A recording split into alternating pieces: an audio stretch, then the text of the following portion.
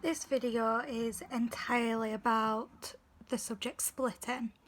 What it is, how it feels, everything like that. It's one of the symptoms that doctors don't recognise, as I've said in my other video. And to be honest, it's probably because it's really hard to explain. Splitting is an overwhelming sense of emotion. So there's one emotion that you feel and it's very overwhelming. It is all you feel, it is all you think about, it is all you act as if you feel. Because to borderlines, that's exactly what splitting is. It's just feeling one emotion very intensely. There's several different types, and without going through each type of split, there's no real way to explain it. The first type I'm going to talk about is rage splitting. Now what that means is you feel an overwhelming sense of anger. If you've ever heard the term seeing red, that's a rage split. And what usually happens is something insignificant that might annoy normal neurotypical people. It sends someone with BPD into an out of control rage split. It's basically, to someone else from another perspective, it's a bit like a tantrum. Something doesn't go your way, they're gonna throw a tantrum. But that's really, really not a good way to describe it to someone who has borderline personality disorder. Because what it feels like to them, while it's insignificant to you, it is the most important thing in the world to them. And it is literally the worst thing in the world that could have happened. What happens when someone with BPD rage splits is, aside from the excessive anger, they may try to hurt themselves, they may try to hurt you, they may do anything to push you away and get you out of their life because you've hurt them that bad over this tiny insignificant thing that I've mentioned before. The only time it may not be considered a rage split is if the amount of anger shown is appropriate to the situation. For example, if they found out that you murdered a member of their family, that amount of anger would be justified. So it's not always out of control, it's sometimes justified, but it doesn't really matter to the person with BPD whether it's justified or not. When they get angry, they get really angry. And to them, in the moment, it's justified. They may not agree with themselves later, but at that moment, that amount of anger is justified. This is what therapy helps with, by the way. A lot of the time when rage splits happen, someone with BPD will turn the need to hurt someone on themselves. They will engage in either risky behaviours or the impulse to self-harm that I discussed previously. And the best thing to manage a rage split is to calm them down. Whatever will calm them down in that situation, try and do it.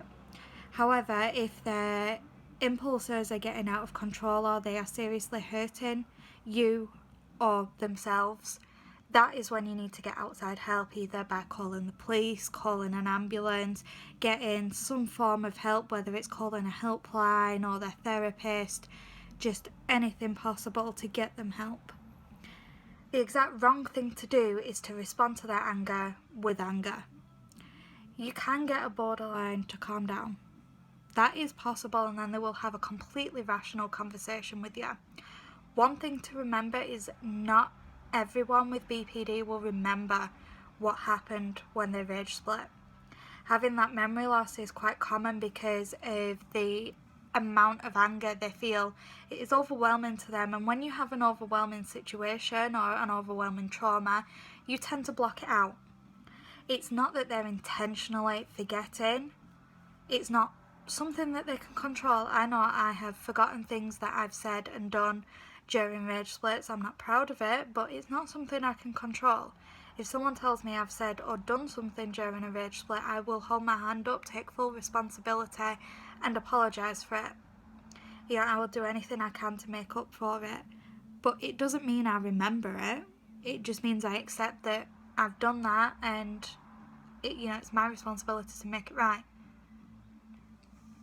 The next type of split I want to talk about is an isolation split. This is another very common one with borderline personality disorder. Now, bear in mind, this can happen anywhere, anytime, even when you're with people. But all of a sudden, someone with BPD will get the feeling that nobody really cares about them, nobody would miss them. They get the feeling that they're all alone. This results in one of two things happening. Because of the extreme feelings of loneliness, the person with BPD may just decide to withdraw from conversation slowly or all at once. Doesn't really matter. They'll stop replying as much, they'll stop engaging and see if anybody notices. Or they will straight up cut people off, which means they just leave you with no way to contact them and then get annoyed when nobody has checked up on them. The outcome of this will either be someone notices that they have withdrawn or completely cut them off and attempt to check on them or see why it happened, see if they're okay. And this will provoke a euphoria split, which I'll discuss next. The other option is that nobody notices. And then the person with borderline personality disorder will rage split on themselves because they've cut everybody off and nobody cared or noticed. So the feeling of being alone, the extreme loneliness, even if they were surrounded by people, they were proven right and they're angry about that. And I have done that before and I'm not ashamed to admit that. And it normally ends in rage split. People didn't notice or didn't try to get in contact, and yeah, I know it's quite irrational, but that is the mindset of someone with BPD. I'm sure a lot of the people who are watching this will have had moments where they felt like nobody cared about them, and the rational thing to do is just to ask somebody. But there has always been that wonder in the back of your mind, what if I just cut people off? Would anybody even miss me? And that's a direction that someone with BPD goes. And in my case, that's been proven right a lot of the time. And to be quite honest, I haven't bothered getting in contact with people who haven't noticed because what's the point? Not going to miss me anywhere. Obviously, I know this is not the right attitude because I'm starting to do therapy and get help, but for a lot of people with BPD, this isn't an option or it's not available to them. And all I can say is if you're dealing with an isolation split, please ask somebody if they care about you. Because I guarantee more people care about you than you think. And while I've had very bad experiences with friends, it doesn't mean that you will. Now I'll talk a bit about euphoria splits as I did mention them. I know I mentioned them in my previous video as well. It's a feeling of extreme happiness. It's more than being on top of the world. It's literally the happiest you will ever be. You feel like nothing will ever bring you down, and this happiness is going to last forever. But it won't. Eventually something brings you down. But it's nice while it lasts. I don't really know any way to explain it other than extreme feeling of happiness. You get that warm glow in your chest, and it's like the best thing that could have happened to you has happened to you, and it could be over something small, like the corner shop having your favourite chocolate in. But at that moment in time, that's the happiest you can ever be, and nothing will ever bring you down, and it's a nice feeling. The next split I want to talk about is the silent split. This is for people who have what's known as quiet borderline personality disorder. This means that the more extreme things, such as the impulse to self-harm and the rage splits and stuff like that, that doesn't really happen with them. There's other aspects to it too, which I will discuss in another video because it's something I've wanted to explore myself. I feel like I identify more with being a quiet borderline, but I do have some of the extreme symptoms. So I don't know where I stand on that one. But the silent split is exactly the same as the rage split. The overwhelming feeling of anger over something probably really small, but instead of lashing out and hurting people or themselves, they just internalise it, but to an extreme degree. They'll just let it build up and build up and build up until it goes. There's no real outburst to it. It's kind of like giving someone the silent treatment, but to the extreme. The next split I'll talk about is the preparation split. This is preparing for things that haven't happened yet. It's a funny one, is this one, and I don't mean funny, haha, I mean it's kind of weird.